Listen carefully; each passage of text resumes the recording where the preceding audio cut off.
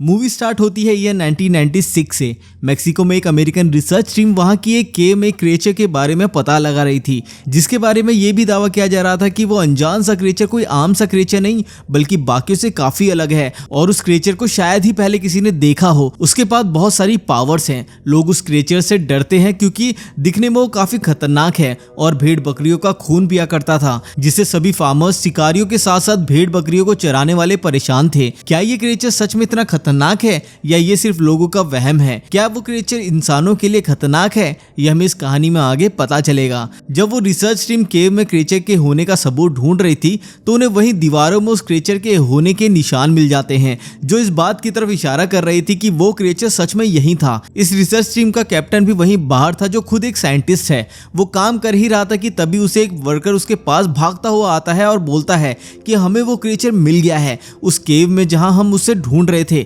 वो वर्कर बिल्कुल सच बोल रहा था। ये सुनकर वो साइंटिस्ट भी उसके साथ जल्दी से केव के अंदर जाता है, जहां इनके सामने वही क्रिएचर था जिसे स्पेनिश में चुपाकाब्रा भी बोलते हैं। उसका साइज बहुत ही छोटा था क्योंकि वो एक चुपाकाब्रा का बच्चा था। इसके बाद वो साइंटिस्ट उसके पास जाता है। उसे यकीन नहीं हो रहा था कि सच में वो क्रिएचर उसे मिल चुका है।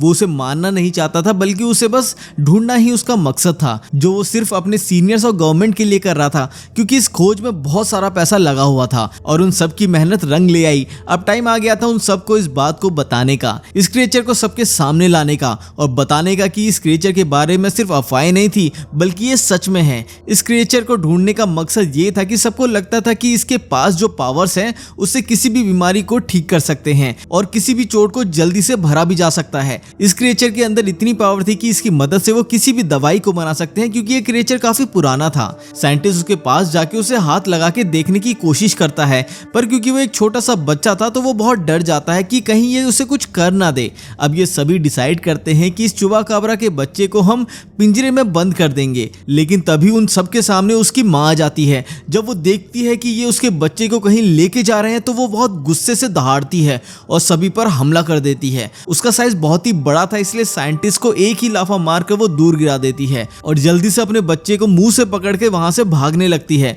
वो इन केव से बाहर निकलने की कोशिश करती है ताकि उसका बच्चा बच जाए। साइंटिस्ट और उनकी टीम भी उसका पीछा करती है। साइंटिस्ट लगातार उस पर फ्लेयर गन से हमला करता है, जिसमें से एक शॉट चुपाकाब्रा को लग जाता है, जिसकी वजह से उसका एक पंख जल जाता है और वो जख्मी हो जाती है। ये चुपाकाब्रा दिखने में एक टाइगर और शेर के मिक्सचर जैसा था, लेकिन उड़ने के लिए इसके पास पंख भी थे। अब जब साइंटिस्ट ने उसका एक पंख जख्मी कर दिया था तो जिस वजह से वो ढंग से उड़ नहीं पा रही थी और सिर्फ भाग ही पा रही थी। साइंटिस्ट अपने टीम के साथ कार से उसका पीछा कर रहा था क्योंकि वो हर हाल में उसे पकड़ना चाहता था। चुपाकाब्रा बहुत चालाक था तो वो अपने बच्चे को लेकर रोड पर भाग रही थी, तभी एक कार से उसकी टक्कर हो जाती है, जिससे चुपाकाब्रा का एक्सीडेंट हो जाता है और माँ और बेटे दोनों अलग अलग जाकर गिरते हैं।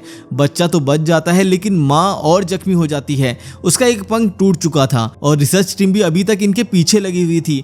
बहुत कोशिश करने के बाद भी ये उनसे बच नहीं पाती, तो वो अपने बच्चे को एक सेफ जगह छोड़कर वहां से चले जाती है और रिसर्च टीम की गाड़ियों के सामने आके चिल्लाने लगती है। और जैसे ही सबका ध्यान उसकी तरफ जाता है वो भागकर उन्हें दूसरी जगह ले जाती है ताकि वो उसके बच्चे से दूर आ जाए, क्योंकि वो उसके बच्चे को नुकसान पहुंचा सकते थे।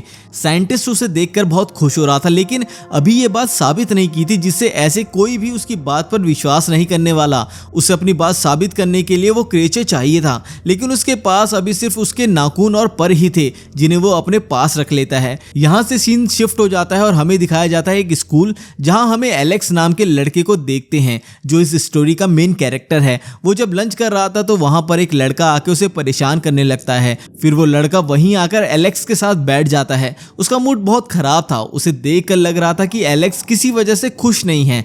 स्कूल खत्म होने के बाद जब वो घर आता है तो उसका अपनी मॉम से भी झगड़ा हो जाता है, क्योंकि ना ही उसे स्पेनिश और ना ही मैक्सिको की लैंग्वेज पसंद थी और यही दो लैंग्वेजेस उसकी मॉम उसे सीखने के लिए बोल रही थी, जिसके लिए वो मना कर रहा था। और एक ये भी रीजन था जिसकी वजह से उसके स्कूल में बच्चे उसे परेशान किया करते थे, क्योंकि एलेक्स रहने वाला तो यहीं का था लेकिन उसे यहाँ की लैंग्वेज नहीं आती थी। एलेक्स के फादर की कैंसर की वजह से डेथ हो चुकी थी। उसके बाद से वो खुद को अकेला महसूस करने लगा था और हर टाइम उदास भी रहता था। उसकी मॉम उसे एडवाइस देती थी कि वो कुछ दिनों के लिए मैक्सिको चले जाए ताकि वो अपनी फैमिली के बारे में थोड़ा जान सके, क्योंकि वहाँ उसके दादाजी रहते हैं और तुम वहाँ पहले कभी गए भी नहीं हो। पर एलेक्स वहाँ जाना तो नहीं चाहता, लेकिन अपनी मॉम के कहने पर वहाँ जाने के लिए तैयार हो जाता है। वो जब एयरपोर्ट पर पहुँचता पहुंचता है तो वहां उसके दादाजी उसे लेने आते हैं, जो आते ही उसे गले लगा लेते हैं और साथ ही हंसी मजाक भी करते हैं क्योंकि वो काफी मजाकिया किस्म के आदमी थे। वो और खुश इसलिए भी थे क्योंकि आज वो पहली बार अपने पोते से मिल रहे थे।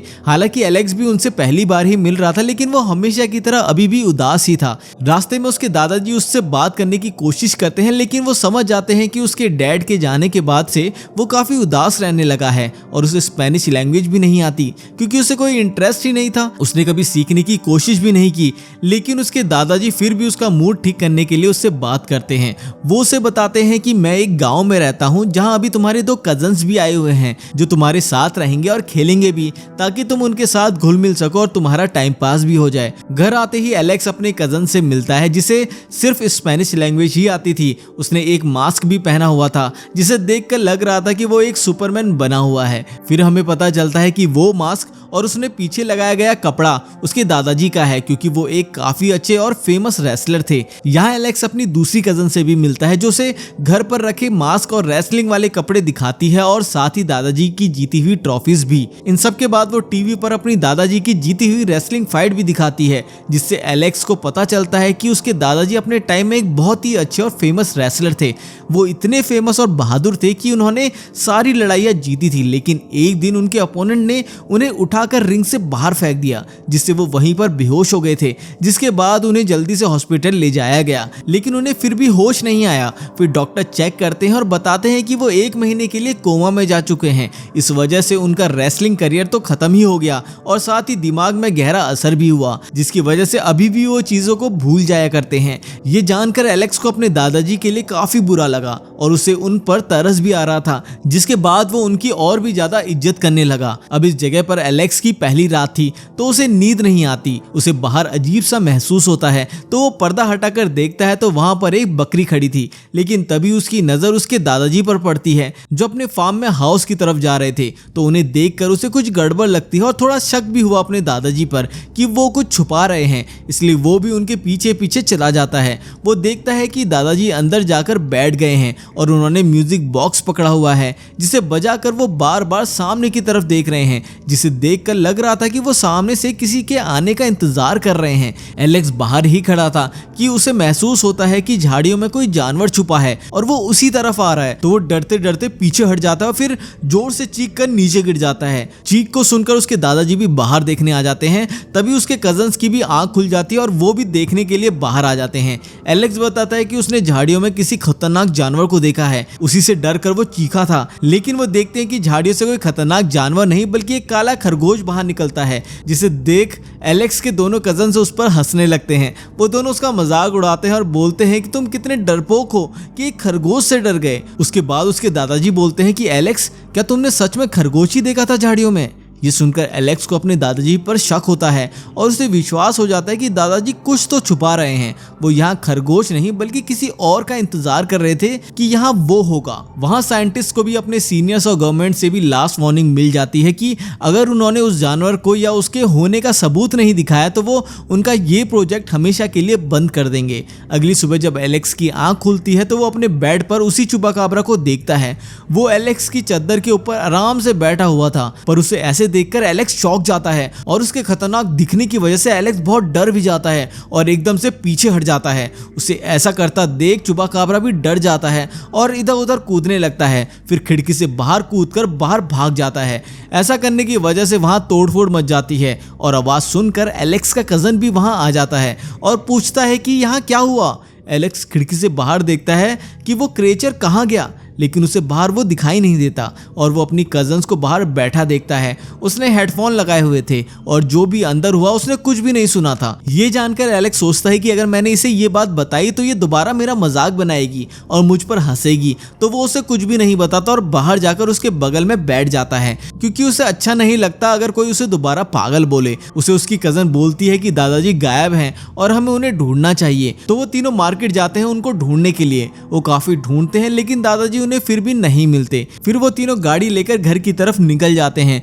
तो रास्ते में उन्हें अपने दादाजी दिखते हैं जिनके पास एक बकरी थी। वो तीनों जल्दी से उतरकर उनके पास जाते हैं, लेकिन पूछने पर वो बोलते हैं कि उन्हें कुछ भी याद नहीं है कि वो यहाँ क्या कर रहे हैं और क्यों आए, और वो घर जाने का रास्ता भी भूल गए थे, क्योंकि जैसे कि हमने आपको बताया कि वो अक्सर चीजों को भूल जाते हैं। फिर वो बच्चे उन्हें कार में बिठाकर घर की तरफ निकल जाते हैं। रास्ते में एक रिसर्च टीम चुपाकाब्रा की तलाश में लगी थी। दादाजी को तो पता था कि ये टीम यहाँ पर क्या कर रही है, लेकिन बच्चों को इस बारे में कुछ भी नहीं पता था। घर आने के बाद एलेक्स अपनी कजन से बोलता है कि मुझे दादाजी पर शक है और वो हमसे जरूर कुछ छुपा रहे हैं, और जहां तक मुझे लगता है वो हमेशा पुराने टाइम का क्रिएचर चुपाकाब्रा को छुपा रहे हैं। लेकिन उसकी कजन को उसकी बात पर जरा भी विश्वास नहीं होता। एलेक्स उसे म्यूजिक बॉक्स भी दिखाता है और रात में जो हुआ वो भी बताता है, लेकिन फिर भी वो उस पर विश्वास नहीं करती। रात को एलेक्स उस म्यूजिक बॉक्स को लेकर उसी फार्म वाले हाउस में चला जाता है और वहां जाके उस म्यूजिक बॉक्स को बजाने लगता है।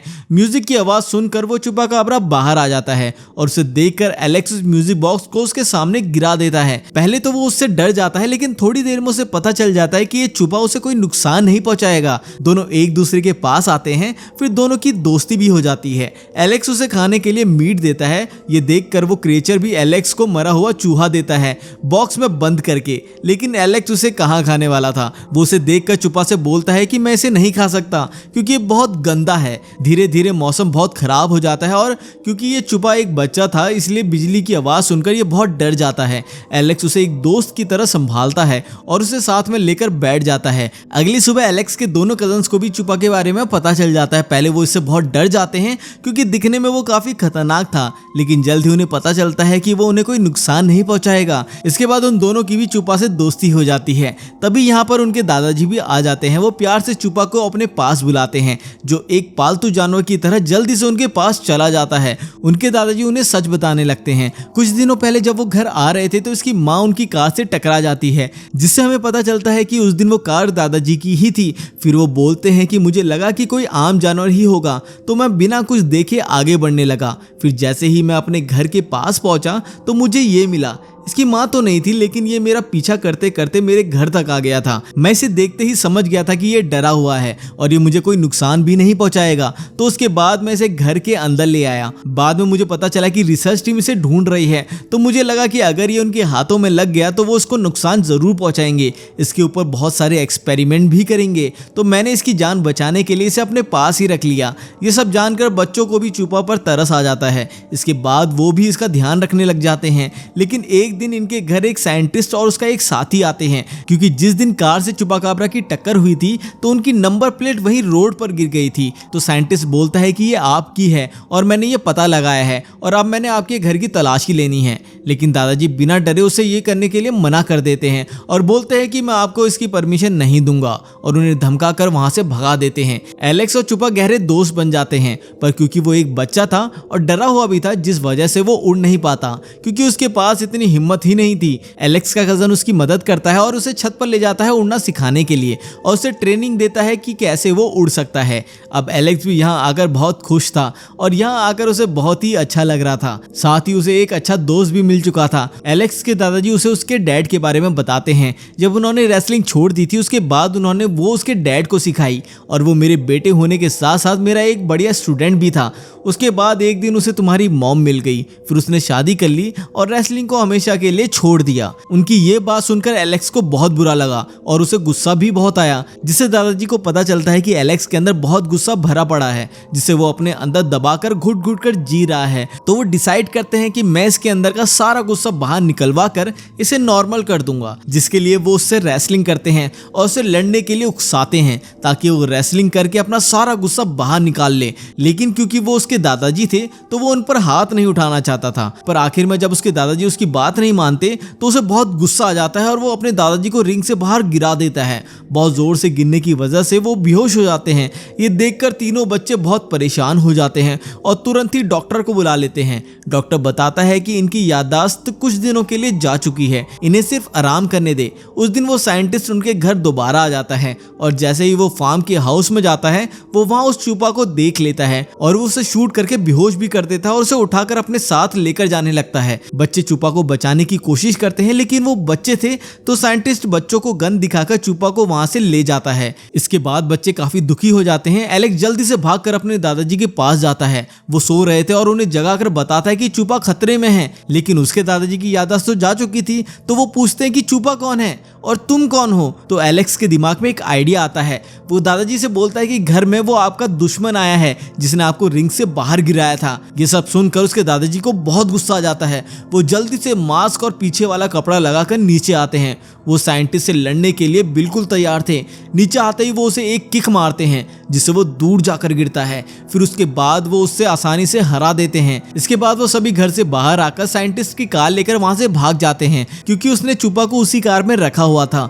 साइंटिस्ट भी जल्दी से अपनी टीम को इस बारे में बताता है। वो सब कार में जाते हुए खुश होते हैं क्योंकि वो चूपा को उसके घर छोड़ने जा रहे थे जहां उसकी पूरी फैमिली होगी।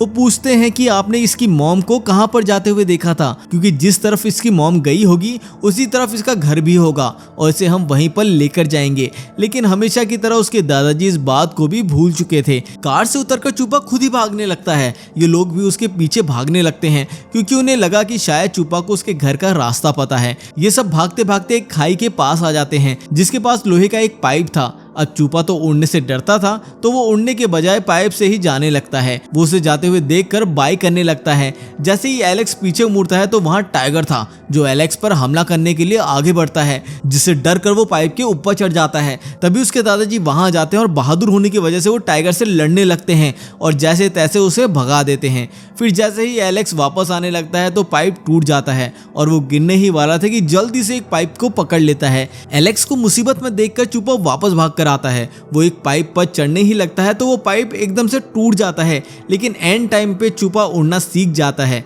और फिर वो अपने दोस्त की मदद करता है। एलेक्स उसकी पूंछ पकड़ लेता है और चूपा उड़कर उसे बाहर ले आता है और इस तरह वो बच जाता है। वो सब एक दूसरे से मिलकर बहुत ही खुश हो जाते हैं। वो सब खुश ही थे कि तभी साइंटिस्ट भी वहां पहुंच जाता है। वो जल्दी से तीर मारकर चूपा को बेहोश कर देता है और बाकी सबको धमका देता है और बोलता है पीछे हट जाओ। दादाजी और मजबूर थे इसलिए वो कुछ नहीं कर पाते और साइंटिस्ट वहां से चूपा को लेकर निकल जाता है। और जैसे ही वो जा रहा था तो छोटे चूपा को बचाने के लिए चूपा की पूरी फैमिली आ जाती है और सारे उसकी कार पर एक एक करके हमला कर देते हैं और सब मिलकर अपने नाखूनों से उसकी कार को तबाह करने लगते हैं।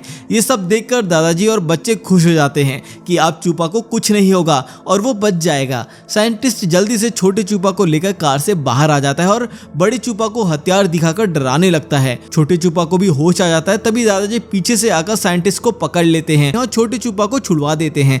फिर वो अपनी ट्रिक का यूज करके साइंटिस्ट को वहीं पर पटक देते हैं। छोटे चूपा अपनी फैमिली के पास जाकर बहुत खुश होता है। एलेक्स और चूपा एक अच्छे दोस्त होते हैं तो वो एक दूसरे को बाय बोलते हैं और अपने अपने घर के लिए निकल जाते हैं। एलेक्स भी अपने कजन्स के साथ बहुत खुश था और कुछ दिनों बाद उसे अपने घर भी जाना था। उसे यहाँ बहुत मजा आया जहाँ एलेक्स पहले काफी उदास रहता था और फैमिली को बिल्कुल भी पसंद नहीं करता था, लेकिन इतना समय यहाँ बिताने के बाद वो उन्हें मिस करेगा। उसके दादाजी भी बहुत खुश थे क्योंकि वो जैसा उसे सिखाना चाहते थे वो सीख चुका था। इसके बाद दादाजी और एलेक्स हग करते हैं और एलेक्स प्लेन में आकर बैठ जाता है और अपने घर वापस जाने लगता है। पर जैसे ही एलेक्स प्लेन से बाहर देखता है तो चूपा उसे बाहर उड़ते हुए दिखाई देता है, जो काफी खुश था और उसे उड़ने में काफी मजा भी आ रहा था। एलेक्स उसे देखकर काफी हैरान था और खुश भी था क्योंकि अब वो हमेशा अपनी फैमिली के साथ रहेगा और साथ ही आजाद भी रहेगा। वो एलेक्स से आखिरी बार मिलने आया था जिससे दोनों ही बहुत खुश थे। इसी के साथ ये मूवी यहीं पर खत्म हो जाती है। आपको ये मूवी कैसी लगी? अगर आपको ये मूवी पसंद आई हो तो हमें कमेंट करके जरूर बताइए। अगर ये वीडियो पसंद आई तो इसको लाइक जरूर कर दें। तो मिलते हैं अगली वीडियो में।